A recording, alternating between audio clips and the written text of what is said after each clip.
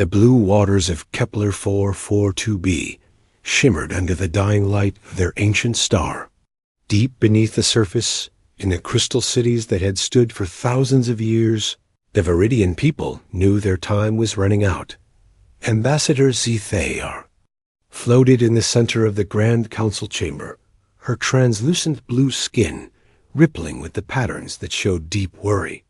Around her, the other council members moved through the water with the grace their species had perfected over millions of years.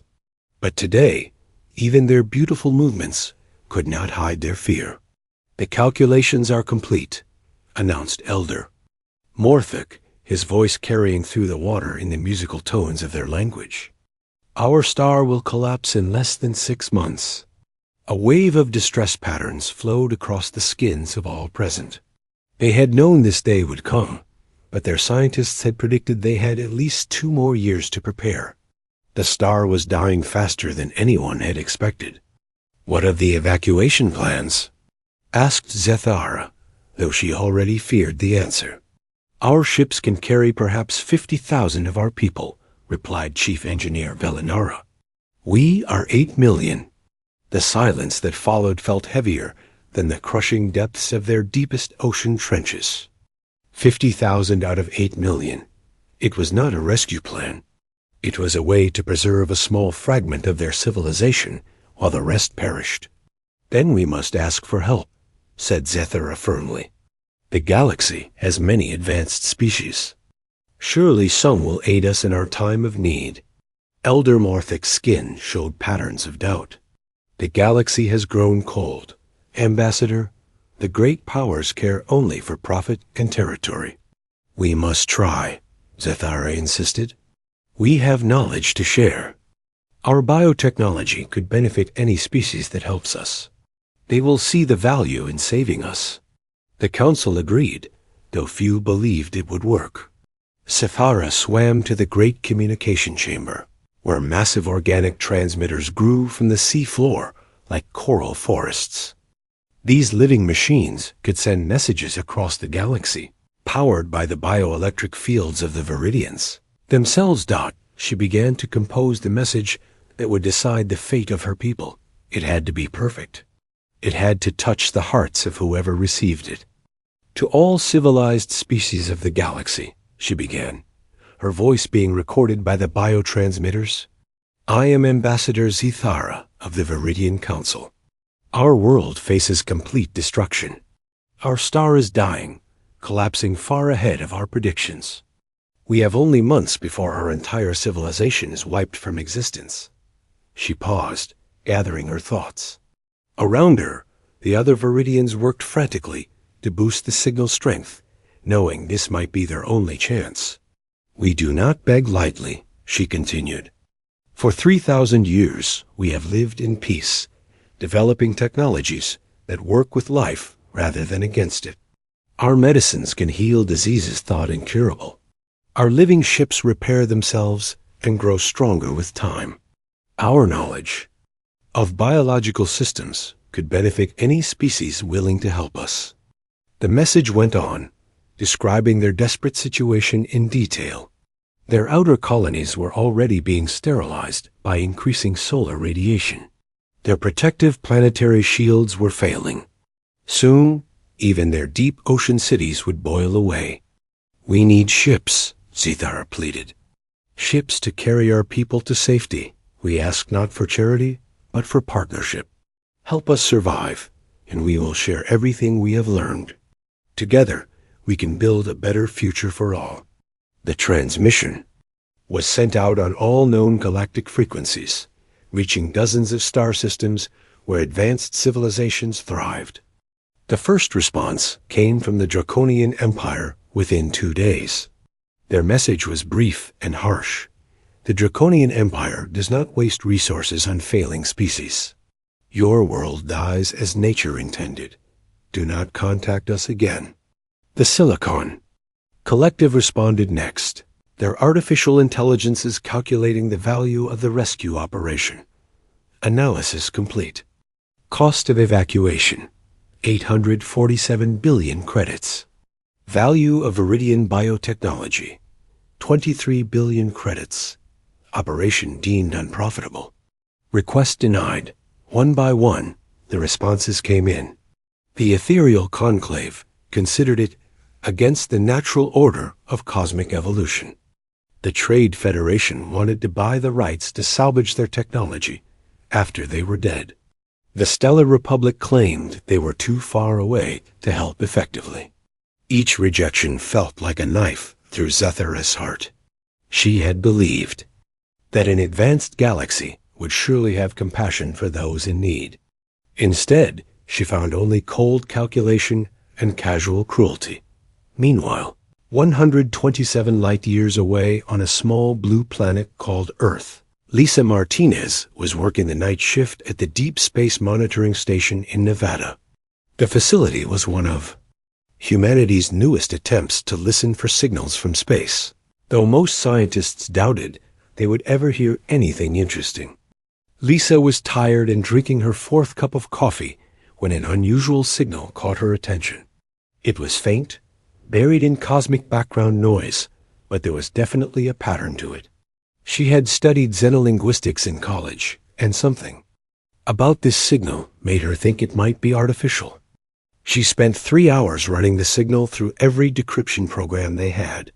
Most of it remained garbled, but slowly, pieces began to make sense.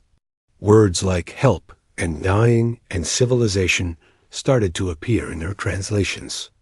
Her hands shook as she realized what she was looking at. This was not just a signal from space.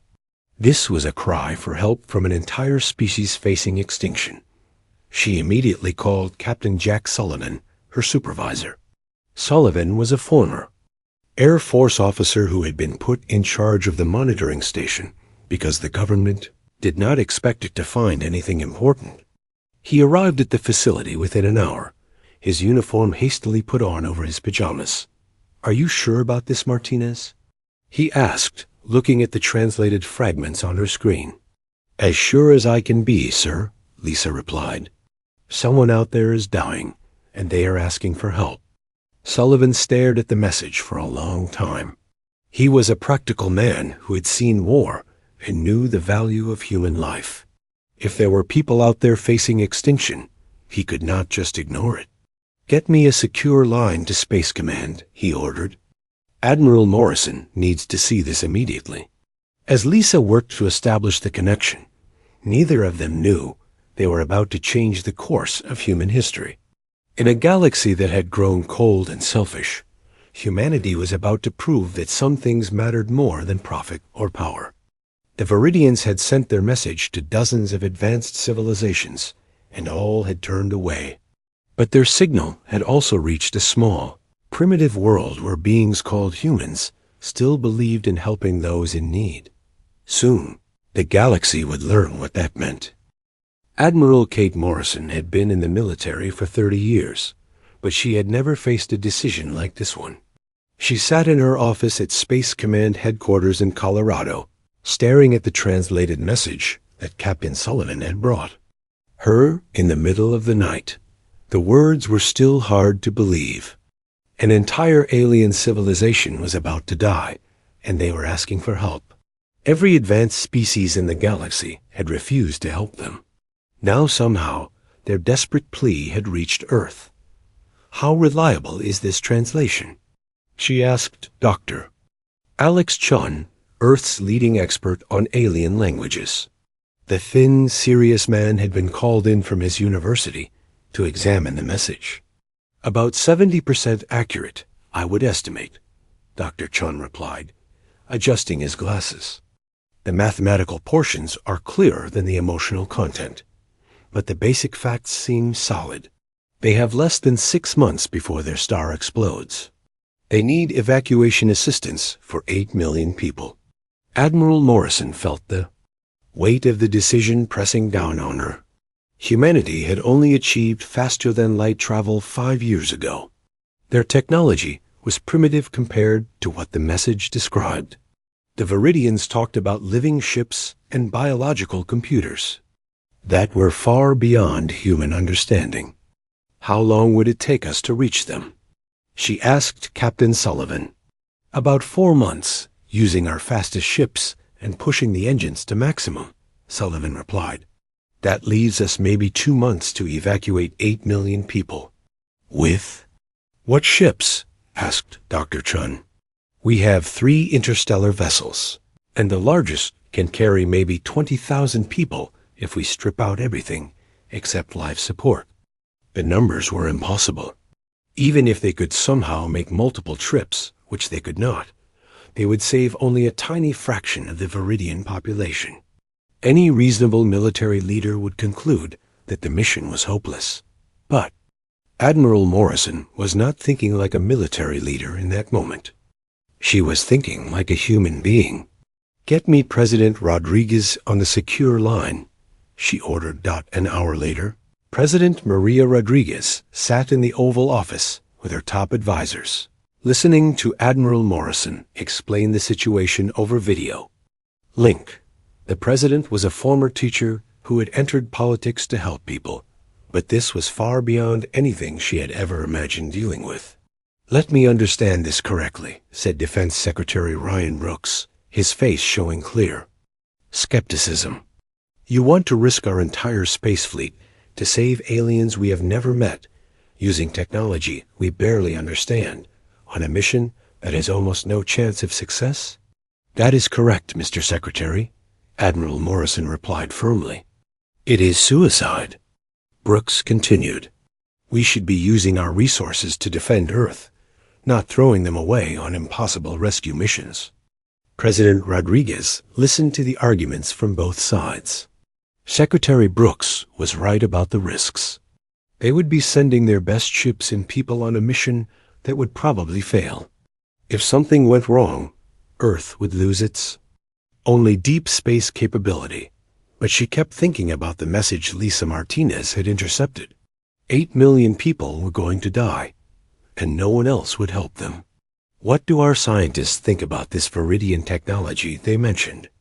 She asked Dr. Elena Foster, who ran the government's xenobiology program, leaned forward. If even half of what they claim is true, their biological sciences are centuries ahead of ours. Their medical knowledge alone could revolutionize how we treat disease and aging.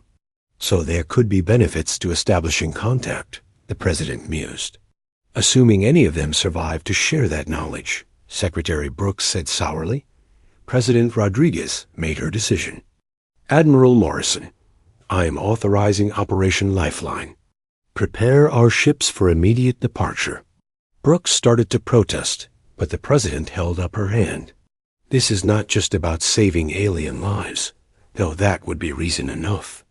This is about what kind of species humanity wants to be. Do we help those in need, or do we calculate the odds and walk away like the rest of the galaxy did? Within days, Space Command was frantically preparing for the most ambitious mission in human history. The 3 ships of Earth's small interstellar fleet were pulled from their regular duties and modified for the rescue operation. The exploration vessel Horizon, commanded by Captain Ben Parker, would lead the mission. Parker was humanity's most experienced deep space captain, a calm man who had mapped several nearby star systems. If anyone could navigate the dangers of interstellar space, it was him. The transport ship Liberty, under Captain Susan Wright, would carry the main evacuation equipment. Wright was known for her ability to make impossible schedules work, squeezing maximum efficiency from every system on her ship. The supply ship Guardian, led by Captain Steve Miller, would provide support for the other vessels.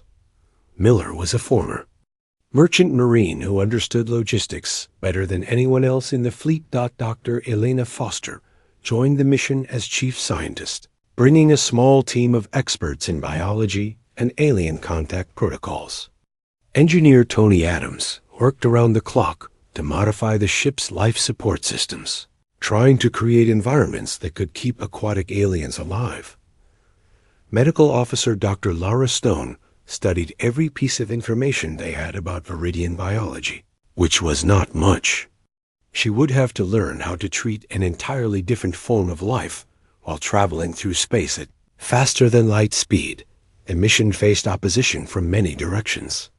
Politicians complained about the cost. Military leaders worried about leaving Earth defenseless.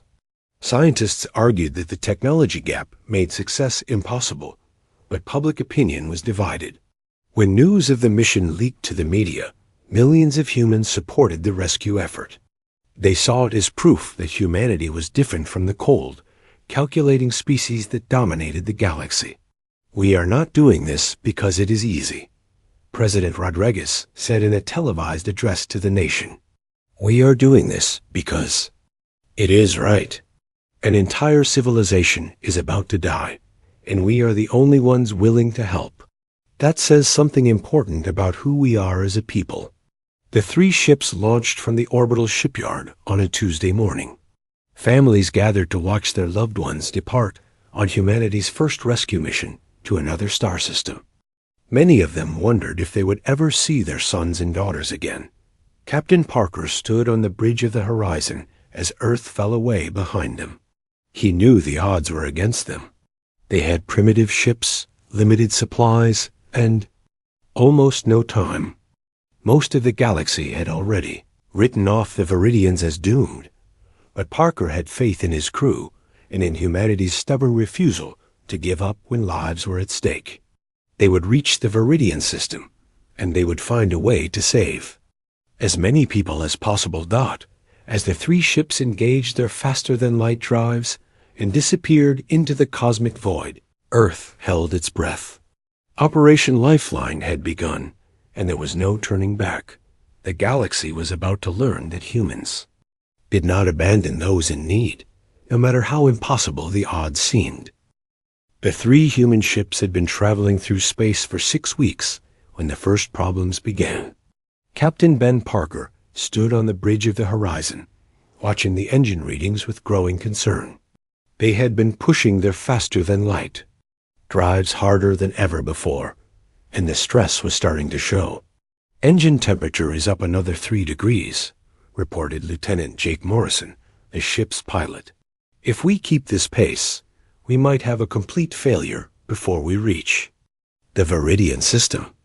Parker knew they had no choice but to keep pushing. Every day they delayed meant more Viridians would die when their star finally exploded. The mathematics were simple and cruel. "Maintain current speed," he ordered.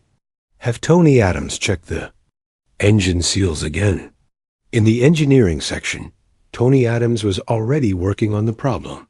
His hands were covered in grease, and his uniform was stained with coolant fluid. He had been awake for 36 hours straight, trying to keep the engines running at maximum power. These drives were never meant to run this hard for this long. He muttered to his assistant, Petty Officer Lisa Kim, "We are asking them to do things they were not designed for. Can we make it?" Kim asked, watching the temperature gauges climb steadily higher. "We have to make it," Adams replied grimly. "Those people are counting on us." The same conversations were happening on all 3 ships. Captain Susan Wright was dealing with life support problems on the Liberty, as her crew worked to create living spaces for aquatic aliens. Captain Steve Miller was rationing food and water on the Guardian, trying to stretch their supplies to last for the extended mission. Dr. Elena Foster spent her time studying every piece of information they had about Viridian biology. Her small laboratory on the horizon was filled with experimental equipment designed to analyze alien life forms. She knew that understanding the Viridians would be crucial to saving them. "Their body chemistry is completely different from ours," she explained to Dr. Laura Stone during one of their daily meetings. "They breathe water, but they also absorb oxygen through their skin. Their blood is based on copper instead of iron, which is why they have that blue color." "What about their medical needs?" Dr. Stone asked. "If they get injured during the evacuation, I need to know how to help them." "That is the problem," Foster admitted. "We know so little about them. Most of what I understand comes from analyzing their transmissions. I am essentially guessing about their biology." The medical preparations were just one of many challenges facing the human crew. Communications specialist Rachel Green was working to improve their translation software, knowing that misunderstandings could be deadly during a mass evacuation. The Viridian language has emotional components, she explained to Captain Parker. The colors and patterns on their skin are part of how they communicate. We might miss important information if we only listen to their words. Parker nodded, adding another item to his growing list of concerns. Everything about this mission was more complicated than they had expected. 2 months into their journey, they received another transmission from the Viridian system.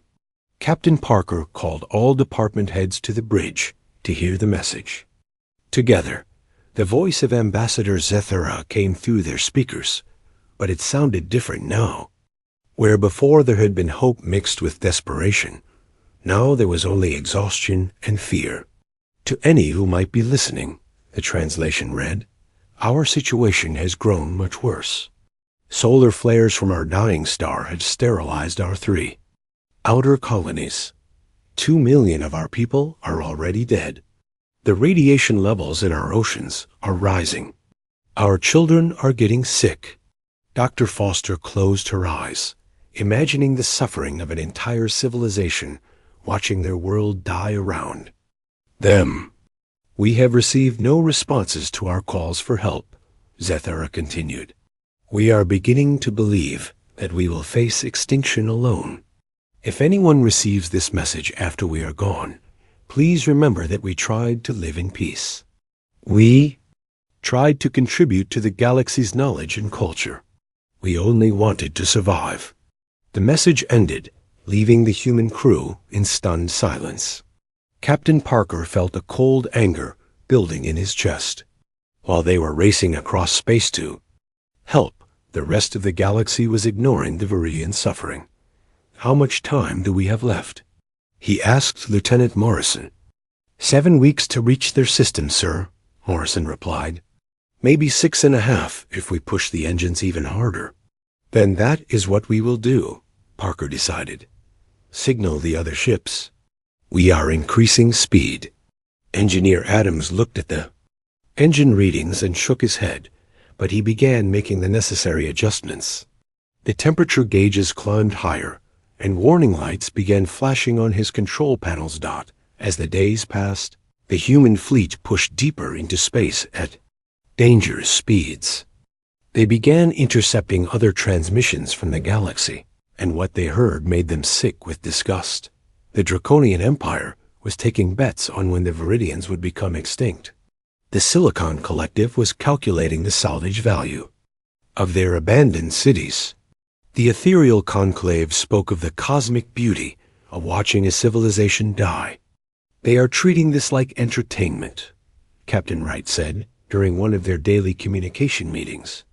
"Millions of people are dying, and these advanced species think it is amusing." "It makes me proud to be human," Captain Miller replied. "At least we still remember what compassion means." The human crews worked around the clock to prepare for the evacuation. They created temporary living quarters for aquatic beings, modified their medical equipment to work on alien biology, and practiced emergency procedures over and over again. Dr. Stone set up treatment areas that could handle both human and Viridian patients. Tony Adams designed portable life support systems that could keep Viridians alive during transport. Rachel Green programmed their computers with every piece of Viridian language data they had collected. But as they drew closer to their destination, the scope of the challenge became clear. Even if everything went perfectly, they could only save a small fraction of the Viridian population. The thought kept Captain Parker awake at night, staring out at the stars and wondering if their mission would make any real difference. 5 weeks from the Viridian system, their worst fears were confirmed. Long-range sensors detected massive solar flares coming from the dying star. The Viridian homeworld was being bombarded with deadly radiation levels that would kill any surface life within days. "We are not going to make it in time," Lieutenant Morrison said quietly, showing Parker the sensor readings. Parker studied the data for a long moment, then squared his shoulders. "Yes, we are," he said firmly. We did not come this far to give. Up now. Order all ships to maximum speed. We will reach them, and we will save as many as we can.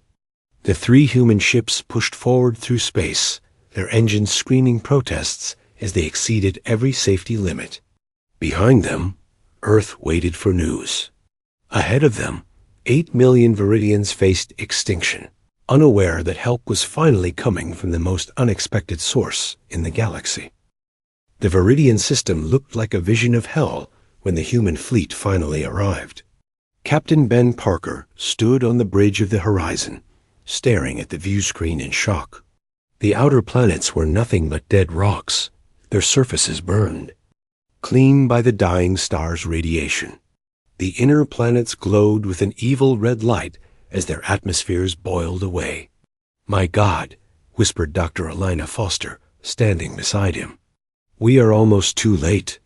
The star itself was a bloated red giant, pulsing with violent energy. Solar flares erupted from its surface like massive whips of fire, each one capable of sterilizing an entire world.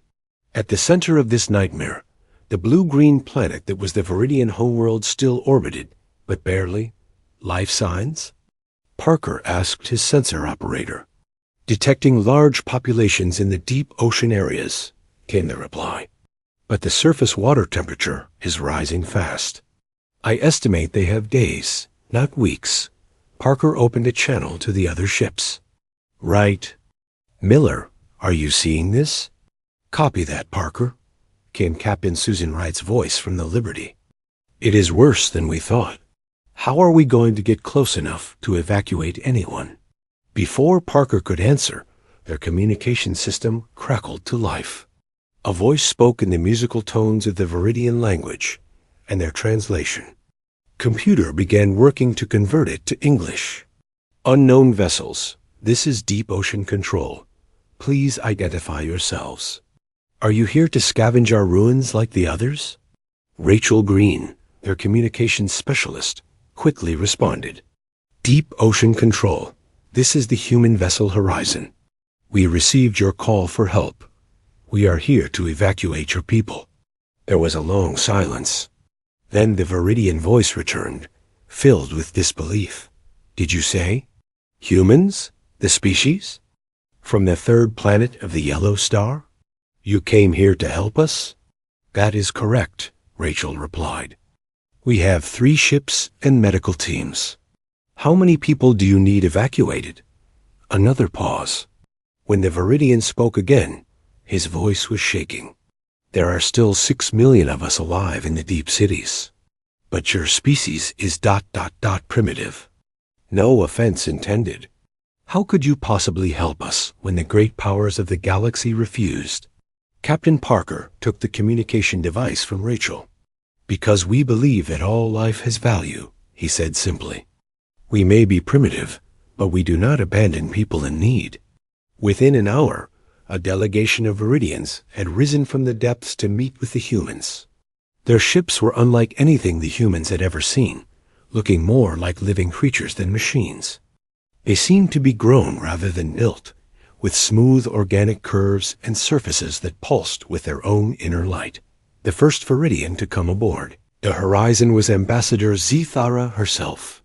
She moved through the water-filled docking, bay with fluid grace, her translucent blue skin rippling with patterns that Rachel's computer identified as expressions of wonder and gratitude. "I cannot believe you actually came," she said through the translation device that Dr. Foster had quickly assembled. "When we sent our message to the galaxy, we hoped that someone would answer, but as the rejections came in, we lost hope." "What exactly did the other species tell you?" Dr. Foster asked, her scientific curiosity mixing with growing anger. Zet Ashura's skin showed patterns of pain and disappointment. "The Draconians said we were unworthy of their resources. The Silicon Collective calculated that saving us would not be profitable. The Ethereal Conclave claimed that our extinction was part of the natural order of the universe." Captain Parker felt his jaw clench. What about the others? Surely someone showed compassion. The Trade Federation offered to buy the rights to our technology after we die, Zathara continued. The Stellar Republic said they were too busy with their own affairs. The Zephyrian Council told us that helping primitive species would set a bad example for the galaxy. Dr. Foster shook her head in disgust. They called you primitive? Your biotechnology is centuries ahead of anything we have. That is what we thought, Zathara agreed. We have developed medicines that can cure diseases in hours instead of years. Our living ships repair themselves and grow stronger over time. Our computers are organic beings that can think and feel. We believed that such knowledge would be valuable to any civilization. It is valuable, Captain Parker assured her. But apparently the galaxy values profit more than knowledge and power more than compassion. As they spoke, teams of humans and Viridians worked together to assess the evacuation challenge. The numbers were staggering. 6 million people needed to be moved from a dying world to safety, and they had only 3 human ships to do it. Engineer Tony Adams studied the Viridian cities through remote sensors, trying to figure out how to extract so many people from the ocean depths while the planet was being bombarded by deadly radiation. Their cities are beautiful, he reported to Captain Parker. Like coral reefs, but made of some kind of living crystal. The problem is that they are 3 miles underwater, and the surface ocean is already too hot for our shuttles to operate safely. Dr. Lavra Stone was working with Viridian medical staff to understand their biology. What she learned amazed her. Their healing abilities are incredible, she told Dr. Foster. They can regrow lost limbs in weeks. Their immune systems can adapt to new diseases in real time. Some of their medical techniques could revolutionize human medicine. But even as the humans learned about Viridian technology, the situation was getting worse. The star's radiation was penetrating deeper into the oceans, and the Viridian cities were starting to suffer power failures as their biological systems were damaged. We have perhaps 4 days before the deep cities become uninhabitable, Zathara reported grimly. After that, our people will begin to die from radiation poisoning. Captain Parker called a meeting of all department heads from the 3 ships. They gathered in the Horizons conference room, with Zathara and 2 other Viridian leaders joining by video link from their underwater cities. Let us be honest about our situation, Parker began. We have 3 ships that can carry maybe 60,000 people if we strip out everything except life support. They have 6 million people who need evacuation. The numbers do not work. Unless we make multiple trips, suggested Captain Wright. We do not have time for multiple trips, replied Captain Miller. The star could go supernova any moment. 1 trip is all we get. The room fell silent as everyone absorbed the terrible mathematics of the situation. They had come so far and risked so much, but they could only save 1% of the Viridian population. Zathara spoke up, her voice calm despite the horror they were discussing. We understand the limitations, she said. Our council has already begun selecting who will come with you.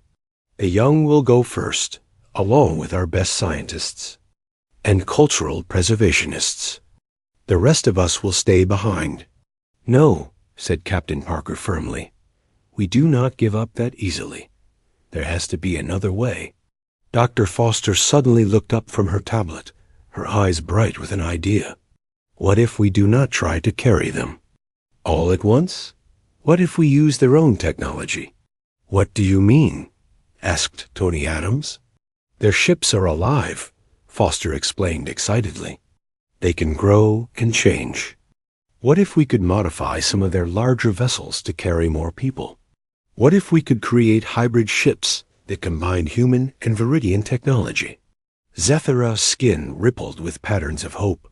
Our shipyards are still functional. We have vessels that could be modified. But the process takes time we do not have. Then we make time, Parker declared. We hold off the star's radiation while you modify your ships. It is crazy, but it might work. For the first time since arriving in the system, the humans and Viridians began to believe that they might actually save more than just a handful of survivors. It would require pushing both technologies to their limits and taking risks that no sane person would consider. But as the humans had already proven, sometimes the most primitive species were the ones with the biggest hearts and the most stubborn refusal to accept defeat. The next 72 hours were the most intense of Captain Ben Parker's life. In the deep ocean cities of the Viridian homeworld, thousands of workers labored around the clock to modify their living ships, while the humans worked desperately to hold back the deadly radiation from the dying star. Engineer Tony Adams had never imagined he would be trying to create a radiation shield using alien biotechnology, but that was exactly what he found himself doing. Working alongside Viridian engineers, he watched in amazement as their organic computers grew new circuits in real time, adapting to the specific frequencies of their star's radiation. "This is incredible," he muttered to his assistant, watching. A ship's hull literally evolved before his eyes. Their technology is not just advanced, it is alive. It thinks and learns and changes. The Viridian engineer working with him, a female named Cathani, rippled her skin in patterns that their translator identified as amusement.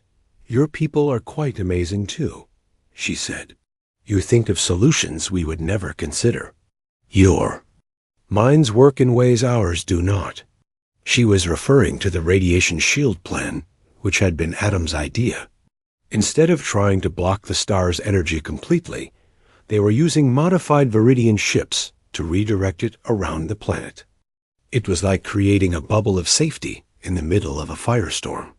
Meanwhile, Dr. Laura Stone was dealing with the first casualties of the evacuation. Many Viridians were already suffering from radiation sickness, and their biology was so different from human medicine that every treatment was a dangerous experiment. "Their blood carries oxygen differently than ours," she explained to our medical team over a secure communication channel. "What helps humans might kill them. I am having to learn an entirely new form of medicine in 3 days." But the Viridians were teaching her as much as she was helping them. Their medical knowledge was beyond anything humans had developed. They showed her how to use living medicines that adapted to each patient's specific needs, and healing techniques that worked with the body's natural systems instead of fighting against them. Dr. Alain Foster was working in the modified shipyards, where the real miracle was taking place. The Viridians were growing new vessels at a speed that should have been impossible. Their ships were not built but cultivated, like enormous sea creatures that could carry thousands of passengers. "How are they doing this so fast?" she asked Ambassador Ji Thara, who was overseeing the ship modifications. "Desperation is a powerful motivator," Sethara replied, her skin showing patterns of grim determination. "Our biotechnology responds to emotional states. When our people truly need something, the living systems work harder to provide it." The plan was working, but barely. They were creating ships that could carry nearly 2 million Viridians, but that still left 4 million who would not survive. The mathematics were cruel and unchanging. That was when the Draconians arrived. Captain Parker was reviewing evacuation schedules when Lieutenant Jake Morrison burst onto the bridge. "Sir, we have incoming ships. 3 Draconian vessels, heavy, cruiser class." Parker felt his blood run cold. The Draconians were one of the most aggressive species in the galaxy, and they had already refused to help the Viridians. Their presence here could only mean trouble. The lead Draconian ship opened communications.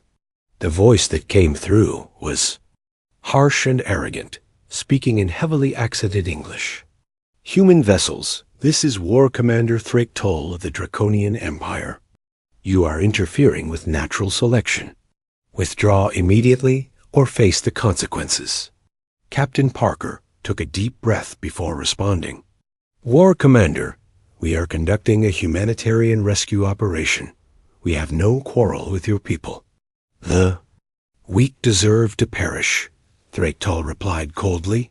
By saving these failures, you contaminate the gene pool of the galaxy. This cannot be allowed. Try to stop us, Parker said quietly. The Draconian ships moved to attack positions, their weapons. Powering up. Parker knew that the human ships were no match for Draconian military technology. But he also knew that sometimes courage mattered more than firepower. All ships' defensive positions, he ordered. Protect the evacuation vessels at all costs. What followed was the first space battle in human history. The Horizon, Liberty, and Guardian were exploration and transport ships, not warships. But their crews fought with the desperation of people defending the innocent. Captain Susan Wright proved that a transport ship could be just as dangerous as a warship when her crew turned the Liberty's cargo manipulators into improvised weapons. Captain Steve Miller used the Guardian supply drones as guided missiles, while Parker coordinated the defense from the Horizon Dot, but it was pilot Jake Morrison who made the difference.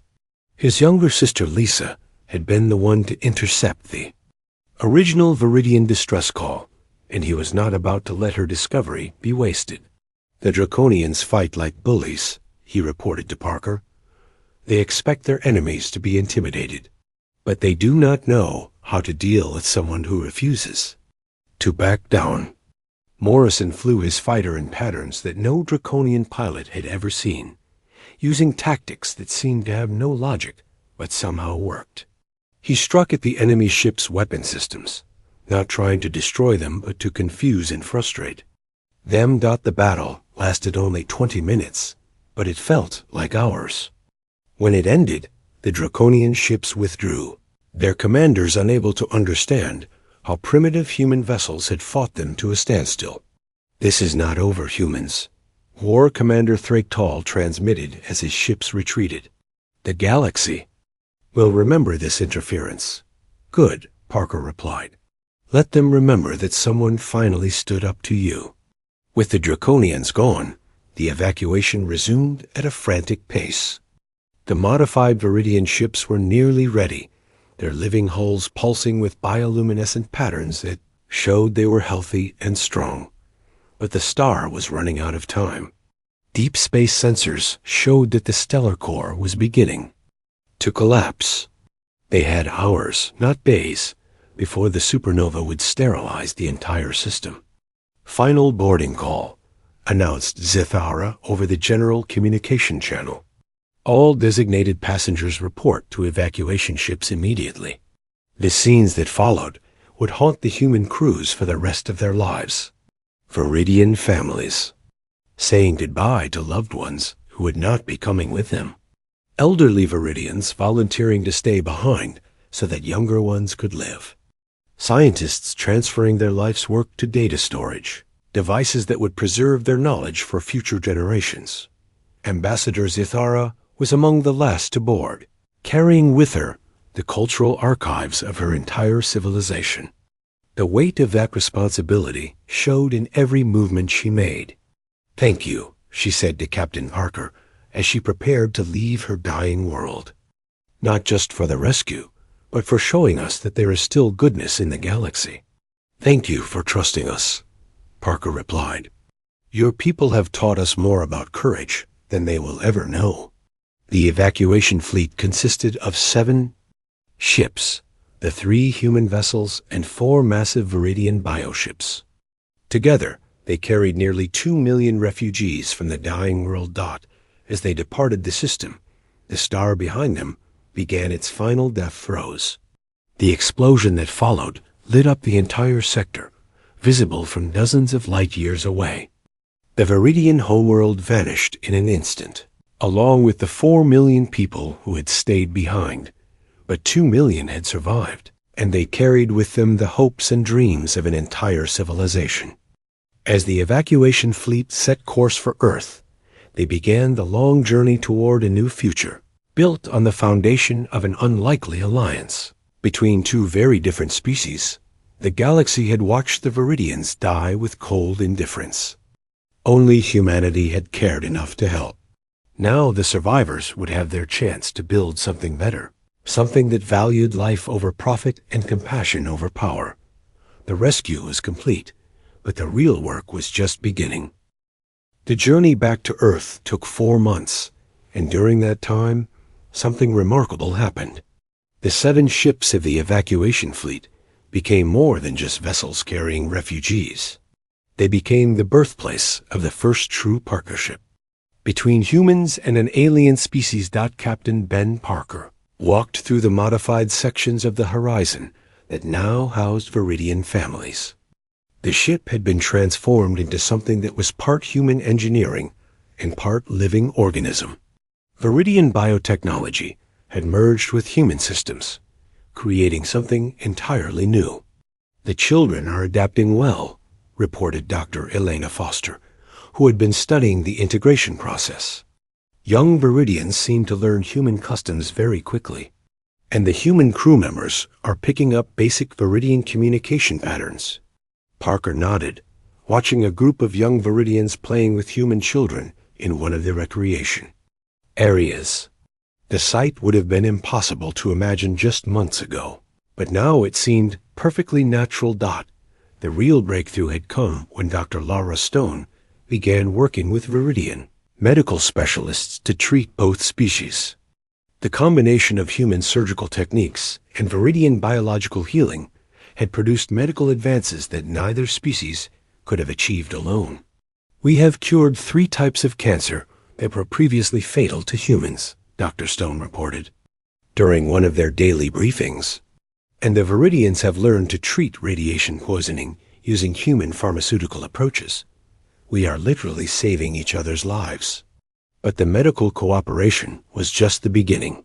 Engineer Tony Adams had been working with Viridian technicians to improve both species' technology. The results were impressive. "Their living computers can think faster than our electronic ones," Adams explained to Captain Parker. "But our manufacturing techniques can create materials that cannot grow naturally. When we combine both approaches, we get systems that are more powerful than either of us could build alone." Ambassador Zethara spent most of her time working with communication specialist Rachel Green to establish translation protocols that would allow both species to communicate complex ideas. The work was difficult because Viridian emotions were expressed through skin patterns that had no human equivalent. "Your language has words for concepts we never developed," Zethara told Rachel during one of their sessions. "You have dozens of words for different types of courage and determination. We have dozens of words for different types of community harmony. Together, we can express ideas that neither species could communicate alone." As the fleet approached Earth, news of their success spread throughout human space. President Maria Rodriguez had been preparing for their return, but even she was amazed by the reports coming from the ships. "They are not just bringing back refugees," she told her cabinet during an emergency meeting. "They are bringing back technologies that could revolutionize everything from medicine to space travel. This rescue mission may be the most important thing humanity has ever done." But not everyone on Earth was happy about the approaching alien visitors. Defense Secretary Ryan Brooks still argued that the mission had been a mistake. "We spent enormous resources on this rescue," he complained. "And now we are bringing 2 million aliens to Earth. How do we know they can be trusted? How do we know they will not take over our planet?" President Rodriguez listened to his concerns, but her mind was made up. "Secretary Brooks, these people lost their entire world. They are not invaders. They are refugees. And from what I am reading in these reports, they may help us solve problems we did not even know we had." The construction of New Verdania began while the fleet was still in space. The facility was built in the Pacific Ocean, using a combination of human engineering and Viridian biotechnology transmitted from the approaching ships. It was designed to be a fully aquatic city where the Viridian refugees could rebuild their civilization. When the evacuation fleet finally reached Earth, the welcome was unlike anything in human history. Millions of people gathered at viewing sites around the world to watch the ships arrive. The Viridian bioships were especially impressive, their living hulls glowing with patterns of gratitude and hope. That the integration process was not without challenges. Some humans were afraid of the alien visitors, while some Viridians struggled to adapt to a world so different from their ocean home. But the majority of both species were eager to learn from each other. Dr. Foster established the first Interspecies Research Institute, where human and Viridian scientists worked together on projects that would benefit both civilizations. Their first breakthrough came within weeks of the Viridians' arrival. "We have developed a treatment for Alzheimer's disease," she announced at a press conference.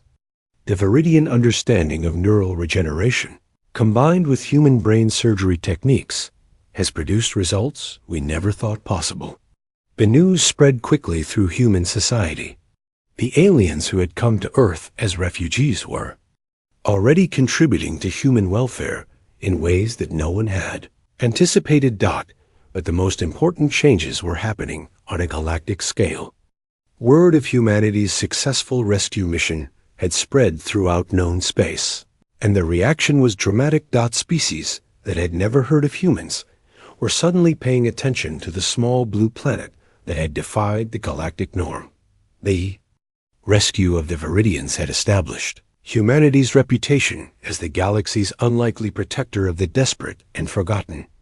Captain Parker was in his office on the horizon, now permanently docked at the new Verdania facility, when the next call for help arrived. Ambassador Zithara brought him the message personally, her skin showing patterns of both excitement and concern. "It is from the Sorin Republic," she explained. "They are a reptilian species whose homeworld is dying from ecological collapse. Their government has been overthrown by extremists who refuse to acknowledge the crisis. The reasonable Saurons are asking for help evacuating their population before their planet becomes uninhabitable." Parker studied the message, noting the similarities to the original Viridian distress call. "How many people are we talking about?" "Approximately 12 million, Zethara replied. "And their planet is much farther away than ours was. It would be the most ambitious rescue mission ever attempted." Parker was quiet for a long moment, thinking about the challenges such a mission would present. Then he looked up at Zethari and smiled. "When do we leave?" "We?" Zethara asked, her skin rippling with surprise. "Of course we," Parker replied. "The Viridians are not refugees anymore. You are our partners. If we are going to help the Sorins, we will do it together." Within days, preparations began for humanity's second interstellar rescue mission. This time, they would not be going alone. The combined human Viridian fleet would consist of 12 ships, using technology that neither species could have developed.